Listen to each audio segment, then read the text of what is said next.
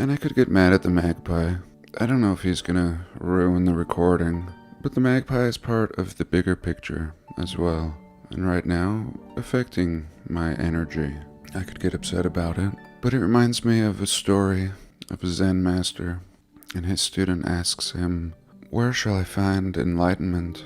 And the Zen master says, "Do you hear that sound?" It was water rushing down a mountain. And the student said, "Yes." And he said, "Start there." And the student was enlightened for a moment, and then started thinking, and asked the master, "I've been thinking, master, what if I wouldn't have heard the sound?"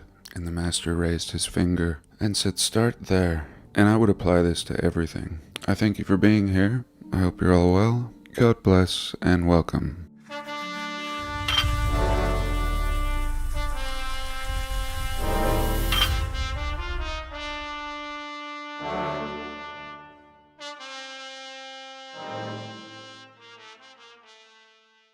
So here we are, Chapter 1. The book begins with maps. All of these are little cuts or incisions into the body of our historical narrative. Each one shows issues with the facts that we are given as our official story. Later we discuss Lewis and Clark, Sir Francis Drake, and all of these are little pieces that I've touched on over the years, and some of them are new. Some have been discovered while making this book that help tie these loose ends together. Next we discuss star forts a little bit and how this ties into San Francisco. Typically they call the star fort or building similar to it the third system design. And we're going to discuss Fort Point, and it becomes a focal point of unraveling this mystery. The star fort hidden under the bridge. In Chapter 4 we discuss the Great Fires. We've talked about the fires before, especially the big one in the early 1900s, but most people aren't aware that the city burned at least 5 times. At the very beginning, a lot of discussion on sources, we touch on World's Fairs, and although the focus is San Francisco, it has to be explained. All these other fairs in the world, and we just touch on a few. Chapter 7, we move into the Midwinter Fair, held in San Francisco in 1894, and really break down this fair. Here we look at all of the buildings and their timelines. Less time for this one than many of them. And we really break down what's going on at this fair, the impossibilities of building it, and then also touching on what may be going on here. A little bit about Antiquitech, and I think make a good case that the fair was already established, really that the whole city was established. As I mentioned in a past video, it's a real case. I think it would stand up in court. This I will have shared with you, this portion of the chapter. Buildings that all have a 1-year construction date or timeline. And throughout the years, what I would always see in this region, while researching, is Sir Francis Drake Land. Sometimes St. Francis later, but before St. Francis, we see Sir Francis Drake Land. And so this is the first clue, is that San Francisco appears on maps going way back. And it's really baffling that more people don't do this research, or that the supposed experts in history don't look into things a little more. I'm not an expert on anything, but here on Urbano Monti's 1587 map, we see San Francisco, and we see it depicted as a fortification with a wall around it. Same with up here in Chicana. And when you look at the history of the naming of San Francisco, we're told it has everything to do with St. Francis of Assisi. And I love St. Francis, the animal lover, the nature lover. I don't know if you can hear that magpie. He's cackling away. So anyway, here on Urbano's map of 1587, we see some tents. And then in other parts of his map, we see castles with fortified walls. We are in 1587, and we see rivers and castles and mountains charted out in 1587 America. Now this map is called the Typus Orbis Terrarum in 1570. Again, we see castles around Baja. I believe this might be the Colorado River, but regardless, we see about half a dozen castles with pointy antennae on the top. Then we take a look at the Mystery of Roanoke. In 1587, John White, we're told, has an expedition and sets up a colony in the Americas. And we can see a cover-up, like a patch. And so we're told he sets up this colony, then goes back to Britain. And look at the artificial coastline, how Starfordy it is. But nevertheless, he returns with provisions and his whole colony is gone. And that's the map that we have today. That is our source. Here's the original map. And what we see in this corner is in 2012, a reputable university did a scan of what was under the patch on this map. And here's what they discovered. You can see it, a star fort. And this is using university funds to peer into the true depiction on this map, which was a star fort, and this has been covered up. Here we can see it again. It was the British Museum who did the scan in 2012. And essentially what we see is a cover-up of this star fort, and in this case history leading us to it, but not revealed without a scan. Further research on this topic, such as the scan prompted the landowners shortly after to hastily build a golf course in this location, and that is what is there today. Then we have an introduction into star forts. Star forts play a large role in this investigation, as they are permanent.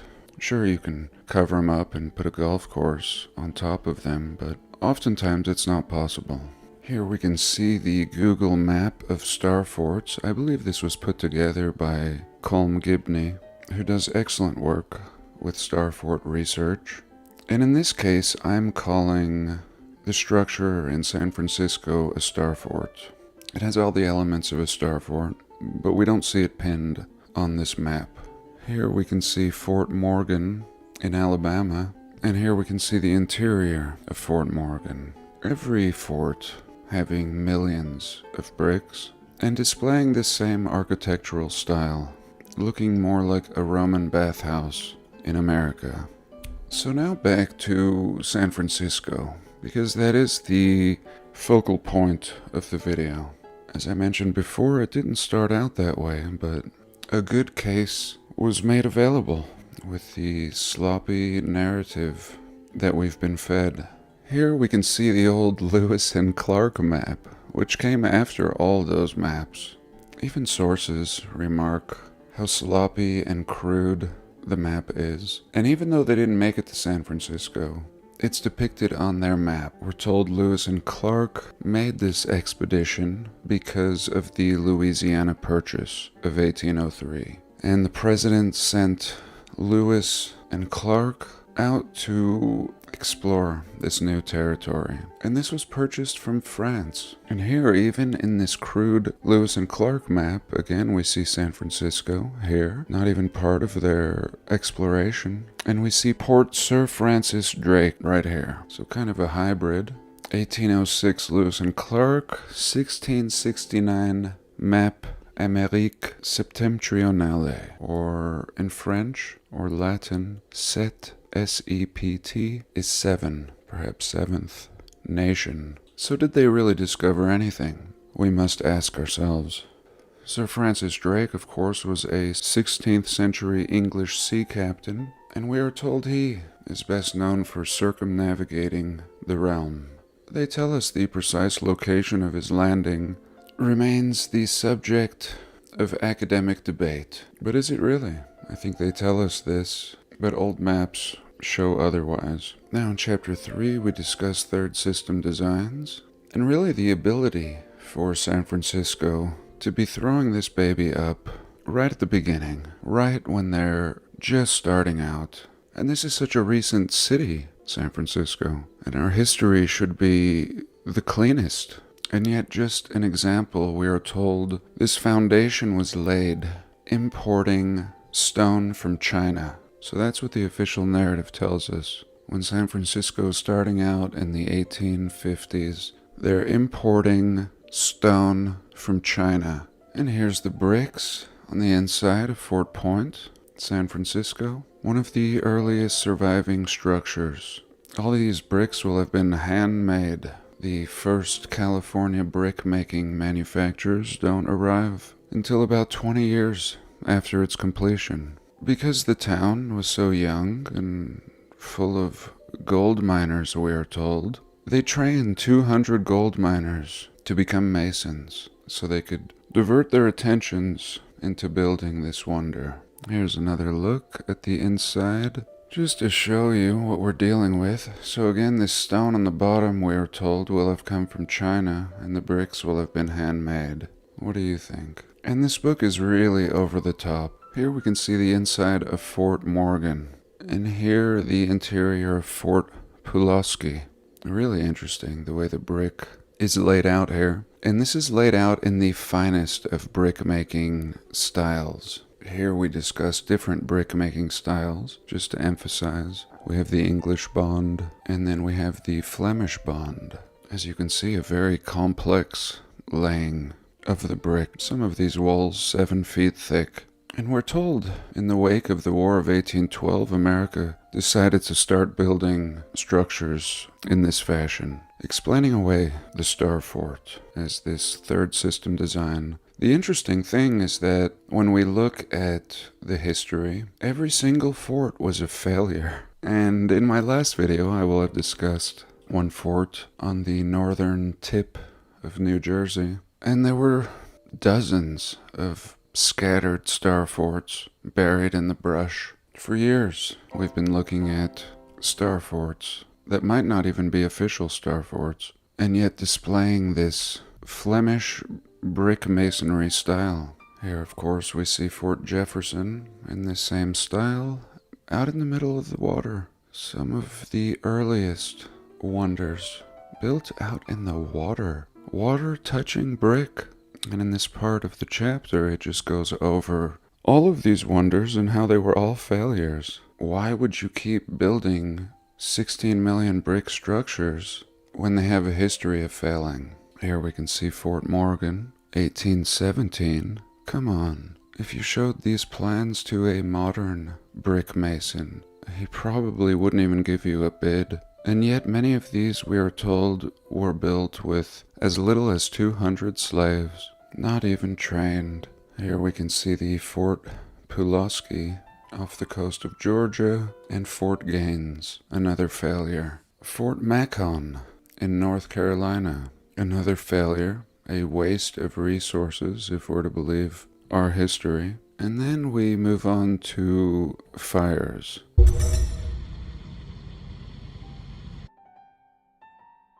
Here's a depiction of San Francisco in 1850. 1850? I mean, we call San Francisco the 49ers. 1849. And this is the oldest photograph of San Francisco. Here you go. The city is essentially a one-year wonder. What is all this? Look at all this brick in ruins and old. And we've seen entire panoramics, of course, of the entire city, complete in this early time period.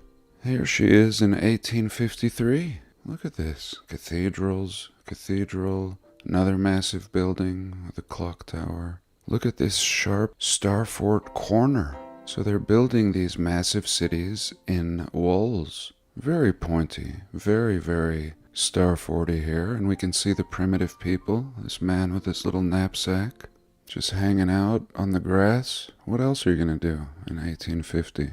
Just hanging out. You'd think they'd be busy building, but no, everything's already done. Look at this beautiful, elegant city. Columns, balconies, and cathedrals. And just hang out here with your little knapsack and walking cane. Some kind of golden age. And here in 1856, not too far into its development, we see all of this. Again, you've built all of this and you can't clean the streets? I mean, this street is shit. And look at these brick buildings packed together tightly. 1856, right away. Much of this, as history will reveal, has been done before anything is even official, before you have a government in place, codes, city planners. These gold miners just came together and made this happen. Just excellent communication and execution of this plan. There's not even a postal system in place. You have to walk around and find everyone